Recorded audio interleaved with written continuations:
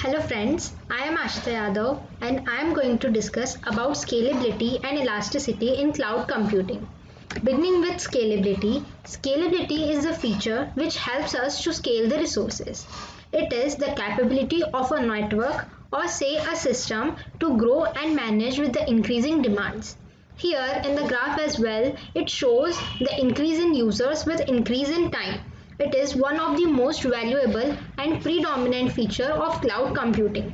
So basically, scalability is the accommodation of larger workload without the transformation of complete existing infrastructure.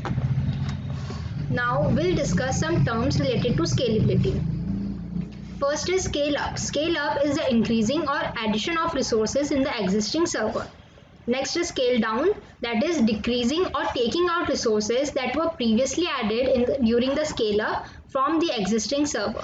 We can also learn scale up and scale down as upgrading and degrading. Scale up is upgrading, that is addition of resources, and scale down is degrading, that is reduction of the added resources from the existing server.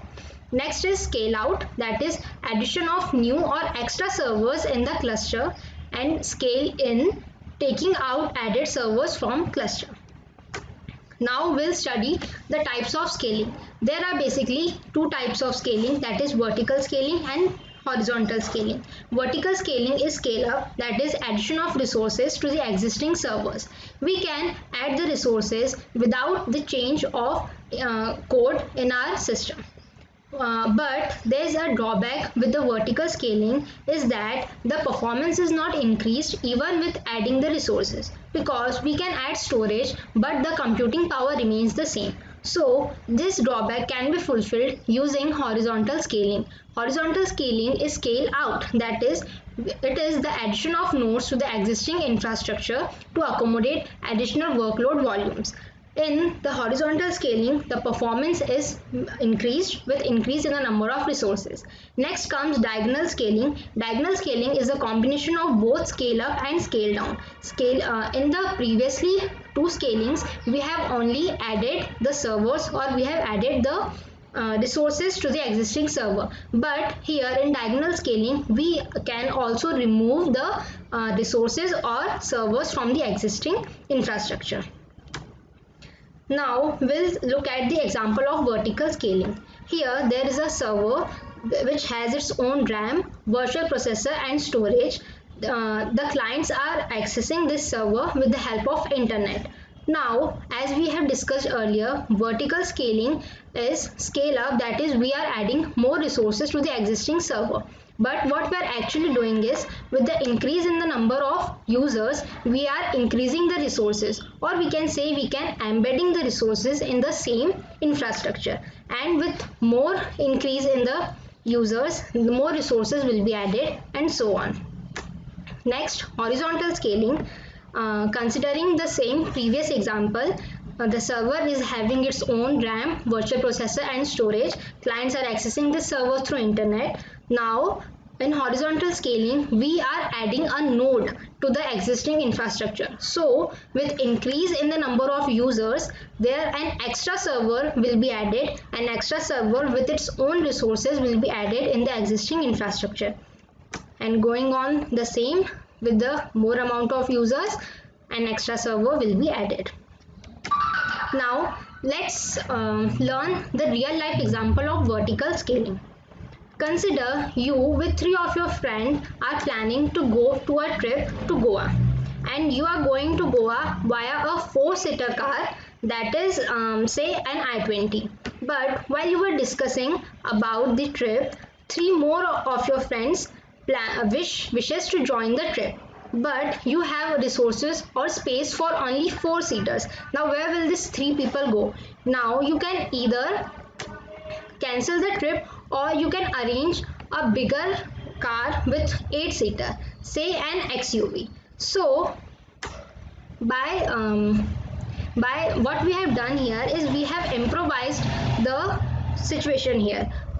Instead of four-seater or cancelling the plan, what we are doing is we are arranging a new car with an 8-seater, that is we are increasing the resources which was available to us. So this is vertical scaling.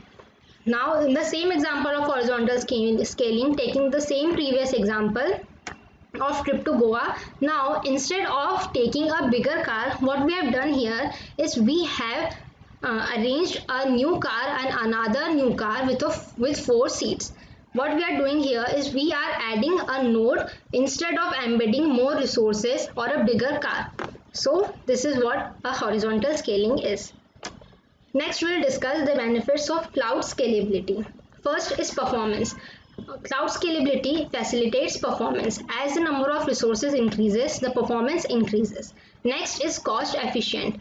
As we don't have to make changes again and again in the infrastructure, it can be done very easily. So the cost here is the minimum. Next is easy and quick. Scaling up and scaling out is easy.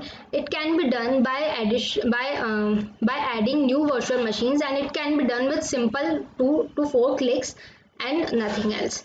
Next is the capacity. Now with increasing the scalability, we don't have to worry about the capacity of the cloud. Now in this slide, what I'm trying to say is, even though you haven't heard about the term scalability earlier, you have used it somewhere. You just don't know about it. You may have created any Google account, you may have watched something on Netflix, or you may have added storage to your Dropbox account. So by doing this, what you have done here is you have created an IT resource. An IT resource, be it creating an email account, adding storage, or watching a video. You have done this all, but without buying additional hardware. Take an example of Google. When we create a Gmail account, what we do here is we add what Google does here, it provides us with extra space, and this extra space it gives to many of its users, to million of its users every year.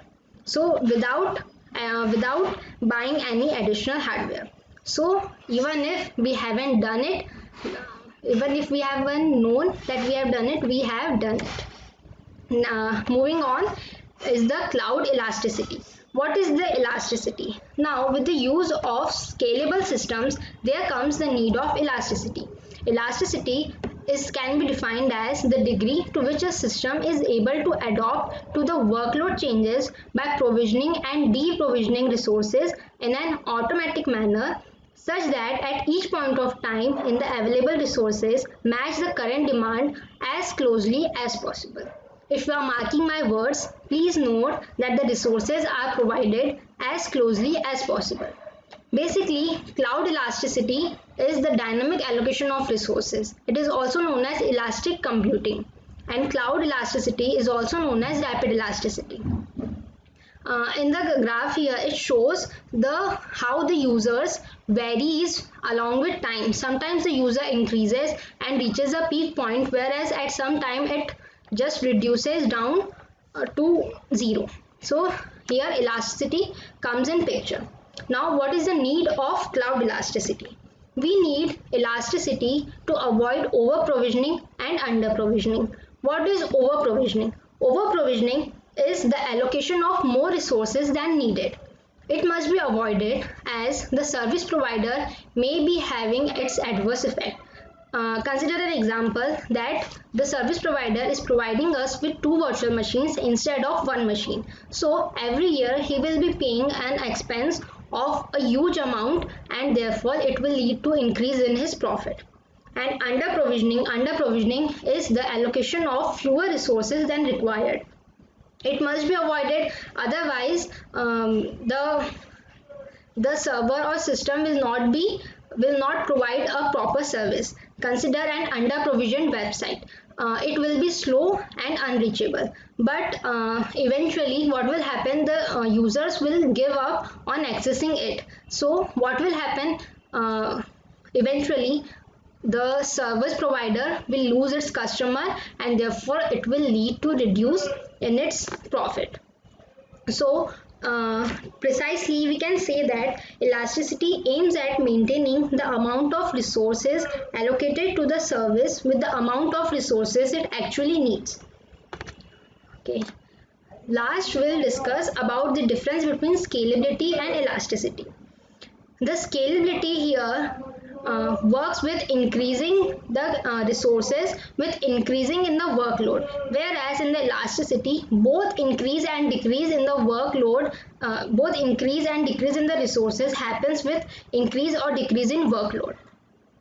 The scalability environment works to meet the future demands, whereas the elastic environment works to meet the current demands as closely as possible. Scalability adapts only to workload increase by provisioning the resources in an incremental manner, whereas in elasticity, the workload increase as well as workload increase is done by provisioning and deprovisioning the resources in an automatic manner. Scalability enables a corporate to meet expected demands for services with long-term strategic needs, whereas elasticity enables a corporate to meet unexpected changes in the demand for services with short-term but tactical needs. That's all. Thank you.